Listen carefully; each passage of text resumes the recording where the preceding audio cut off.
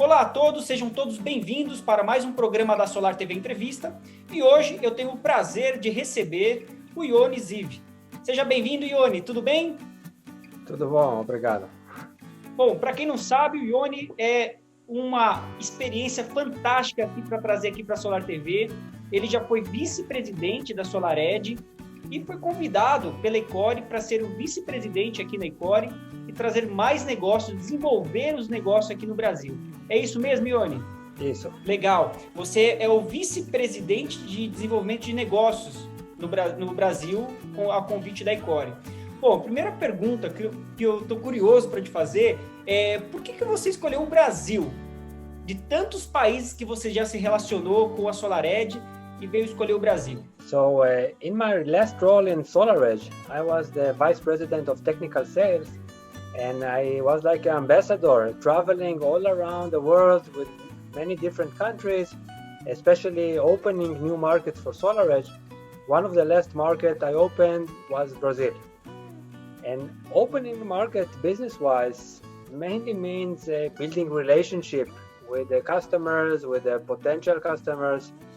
And I got in very good and close relationship with the team of Ecori. And I think that the selection was, before selecting Brazil, was selecting to work with the guys that turned to be a very good friend of mine. I didn't do a direct transition from SolarEdge to Ecori. I did something else for almost 2 years in the middle.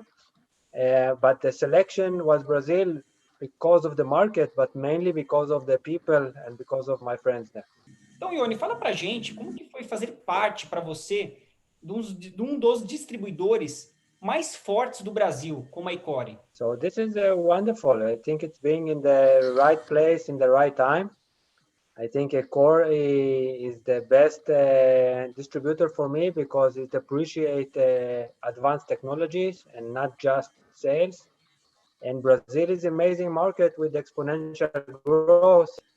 And I think it's one of the best, if not the best market to be in these days. Com sua experiência, Yoni, o que você considera o futuro da energia solar no Brasil e no mundo? So for sure, this is one of the fastest growing energy resource in these days and the coming years.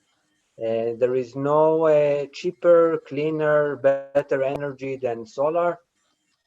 I think that it's worldwide coming, and we will see more and more integrations between the solar energy, the grid operators, and other smart grids and smart loads, combining EV chargers, cars, storage systems, etc., etc. So the systems will be more and more sophisticated and more combined together and not separated. Today, I think every PV equipment is more like here is a system, here is the system. They're not communicating, they're not connected to other appliances, but in the future, everything going to be one big network, one big smart system. Como você participou de diversos negócios em vários países, o que você traz de aspecto positivo, que poderia ser um exemplo para o Brasil, em países que começaram primeiro a se desenvolver com energia solar fotovoltaica, e alguns pontos negativos que você acha que não pode acontecer aqui, que a gente pode aprender com o mercado lá fora? So the biggest problem I see is that the Brazilian government is not supporting local manufacturing and local assembly of PV equipment.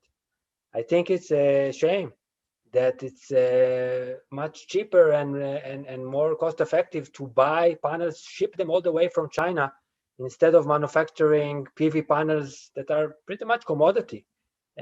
Manufacturing in Brazil, creating more employment, local factories, giving work to people, building a real strong solar industry in Brazil, like in China, like in India, like in the United States. And this is the biggest problem. And I wish we would see more and more Brazilian companies not struggling, but getting the help and assistance from the government to build factories and assembly lines in Brazil. And I would really wish Ecori could take part of it. But whether Ecori or not, this I think is the number one thing that Brazil should do. The second thing is safety regulations. I think in Brazil, safety still considered as something nice to have. Everybody wants safety, but it's not mandatory, it's not regulated. And I would really like to see more regulations like a rapid shutdown and safe DC that is very strong in the United States, and we see them in Austria, Australia, Germany, and many other places. People understand that the safety is not just nice to have, it should be mandatory. These, I think, are the two things that I would like to see Brazil improving in. Muito se fala, Yoni, de preço em equipamentos fotovoltaicos. E a gente já viu outras indústrias acontecendo problemas, né, quando a gente começa a classificar muito só por preço.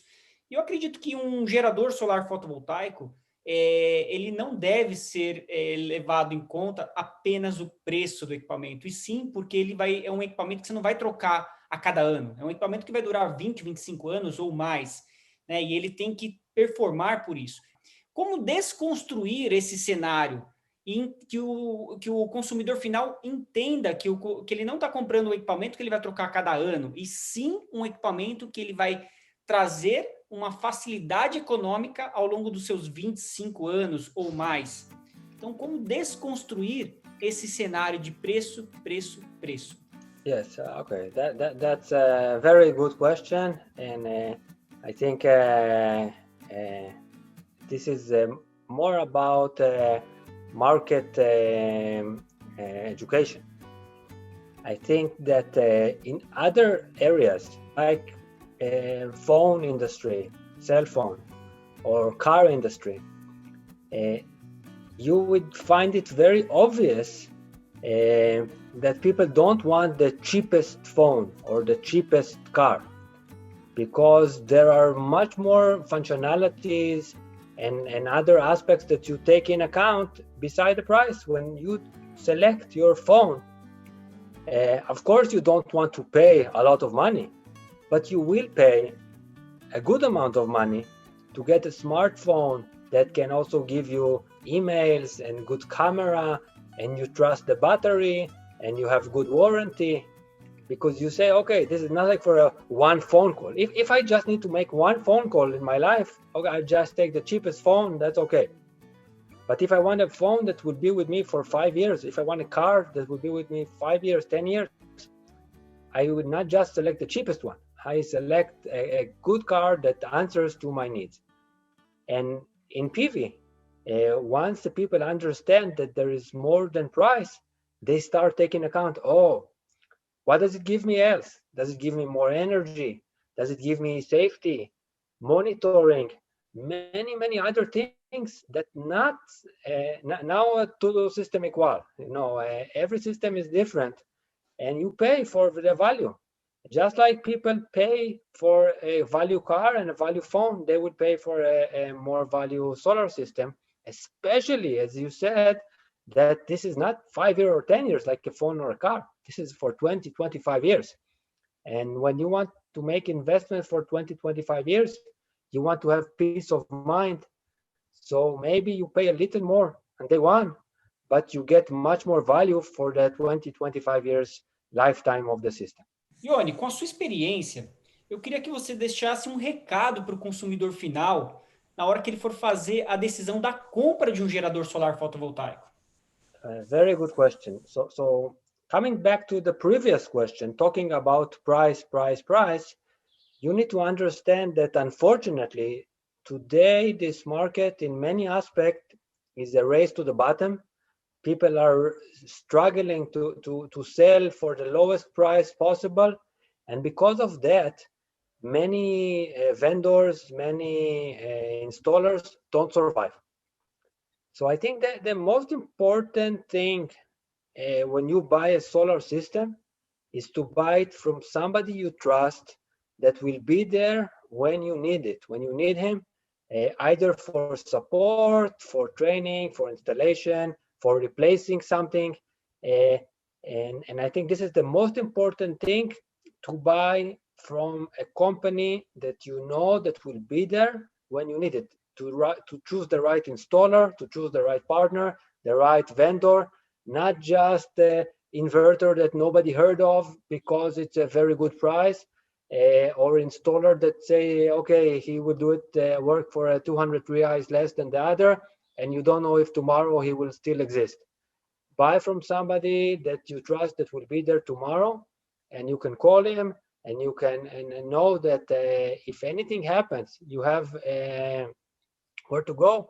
And even if this installer stop selling solar anymore, there is behind them a company, whether it's a distributor or a strong vendor, that will still give support and will still exist. So we never know what will be in the future, but just looking at the health of company and try to at least make the smart selection between the stronger and the healthier to someone that just selling for the minimum price and probably tomorrow will not be there.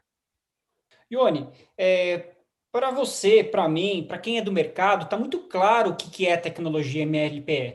E nós sabemos, isso é o dia a dia de conversar com especialistas, com integradores, né, com fabricantes, mas para o consumidor final, não, né? Ele não é o dia, ele não conhece, às vezes ele vai procurar saber.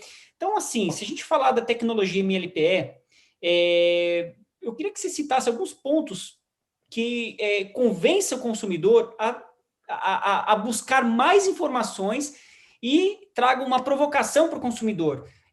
Pesquise sobre a tecnologia MLPE. Então, eu queria que você desse alguns pontos chaves para que ele faça essa pesquisa e que ele mesmo próprio consiga tomar uma decisão de qual sistema utilizar daqui para frente. I hope I understand the question correct, but I think people should understand that the panels are the most significant part of the PV system because the panels are the ones that cost the most from the system, and they are the one that converting the solar energy, the photons, into electricity. Sorry, from light to electricity. Once you understand this, you understand that, oh, I need to take care of my panels, and I cannot relate to all the panels, big system, and all of them the same, because they're not. And I have to give special care to each and every panel. And this special care and optimizers that give the very delicate care, like a private teacher, for each and every panel, harvesting the maximum energy from each and every panel, monitoring the panels, giving the ability to shut down the panel, and do everything at the panel level. Once you understand the panel is my queen, you take care of it like a queen, and you give the best treatment to each and every panel. And this is the MLPE, module level power electronic, giving the best taking care of for each and every panel, and not just to the entire system as in string inverters. Bom, a tecnologia MLPE já convenceu a gente em todas as questões técnicas, na questão econômica, mas ficou faltando um ponto para a gente falar, Yoni, que é a questão da segurança dentro de uma residência. Eu queria que você destacasse essa parte para a gente, para o consumidor, por favor. Okay, so the most important is fire safety. And when fire starts on the roof, and the roof is the roof of the house or roof of a factory, you care not only about the solar system, you care about what's in the building, whether it's people or whether it's equipment or inventory you have in your warehouse, and you want the fire to be turned off. With traditional string inverter, when you stop the current, the voltage not going to zero. The DC voltage go to the highest voltage possible, to the V open circuit. In PV panels, when there is no current, the voltage goes to the maximum, to the V open circuit, what makes the system even worse, even more dangerous electricity-wise.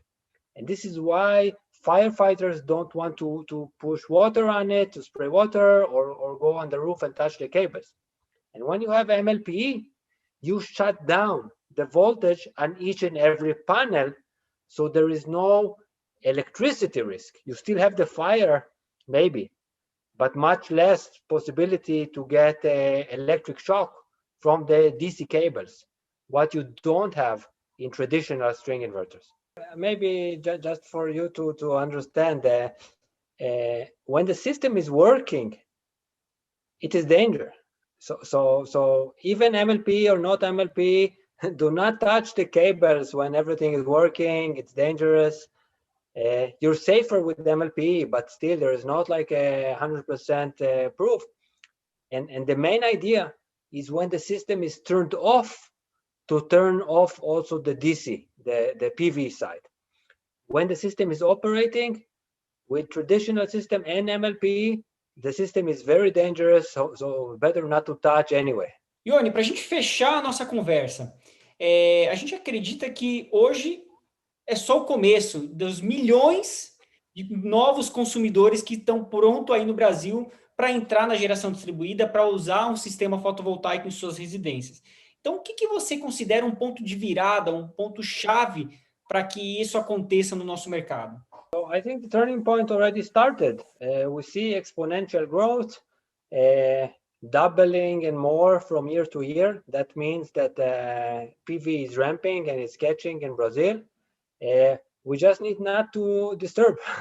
As long as there will not be regulation that will put heavy taxes and will make it not cost effective, solar PV, clean energy is the way, and we are on the right path, and we will just see more and more year to year, and the more people have it, more people will want to have it because they will hear from their neighbor and their family and friends, and it's makes sense. It's a good financial investment. It's a very safe investment, and I think that it's already happening. So as long as we're not disturbing with I don't know, I don't want to give bad ideas for the government to regulate. We're on the right way. Yoni, quando a gente começou com sistemas fotovoltaicos conectados na rede, mas antes disso tinha os sistemas off-grid. E eu lembro que os consumidores, que foram os primeiros a entrar testar um sistema fotovoltaico, eles se atentavam muito à questão ambiental. E muitos fizeram vai ter um retorno econômico? Ok, mas a questão ambiental, eu diria que é a mais importante disso tudo. A gente já falou de tecnologia, a gente já falou no retorno financeiro, mas a gente vê hoje um movimento enorme de grandes companhias querendo zerar o uso de energia de fontes não renováveis, né? E a gente vê um movimento governamental também na China, nos Estados Unidos, cada vez mais intenso para o uso de energias renováveis. Então, como que você enxerga isso com o consumidor, falando um recado para esse consumidor na questão de como que fica o mundo com o uso das renováveis? It's a tricky question because everybody in the world, even the bad people from the oil and gas industry, everybody want a clean world. Everybody want less carbon footprint because people are good. People don't really want to pollute the planet. Nobody wants to pollute. Nobody wants to do bad. This is a government decision. What is the country carbon footprint? And eventually people can want as much as they want. The average person, if he doesn't get incentive, he will not do anything that costs more just to be cleaner.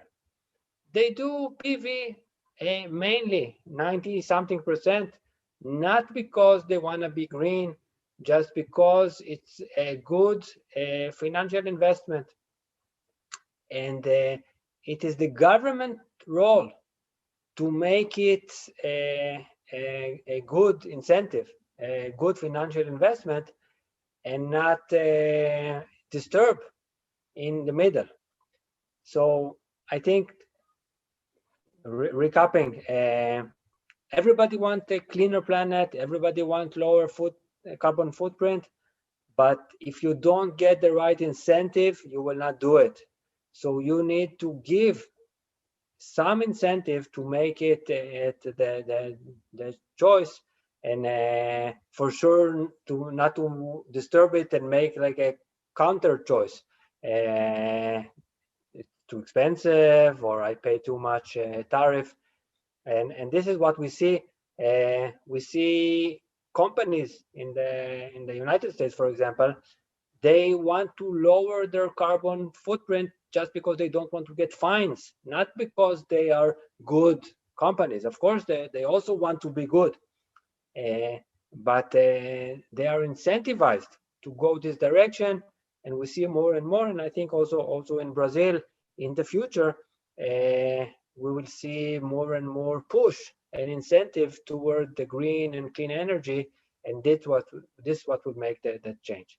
Yoni, agora para a gente fechar a nossa entrevista, você fazendo parte do time da Ecori, o que vem por aí na Ecori, que é uma das maiores distribuidoras do Brasil? Conta um pouquinho para a gente os próximos passos da Ecori. So Ecori want to increase and grow in the market, for sure. We believe in bringing value to the clients, both to the installers and the final customers. It's two different type of customers. I think that the biggest advantage of Ecori are in the presence all around the country, with local support in the local language, training, good logistic. We bring the equipment on time, on budget, and we're a very healthy company to exist and stay for long, growing together with this market. I think this is the main value that Ecori bring, and the next step is just continuing in this direction, bringing the best technology, focusing on MLPE, but not just MLPE, and bringing the additional value to the customers. Então, pessoal, hoje a gente recebeu o Yoni Ziv, direto de Israel, uma pessoa fantástica, das pessoas que mais conhece de energia aí, para compartilhar a experiência aqui no Brasil e trazer novidades cada vez mais aqui para o nosso mercado. Então, eu agradeço muito a sua participação, Yoni. Quero te ver mais vezes aqui na Solar TV para a gente bater outros papos aqui na TV. Tenho certeza que você tem muito a contribuir aqui, tá bom? Muito obrigado por sua participação hoje aqui na TV. Thank you very much. Muito obrigado.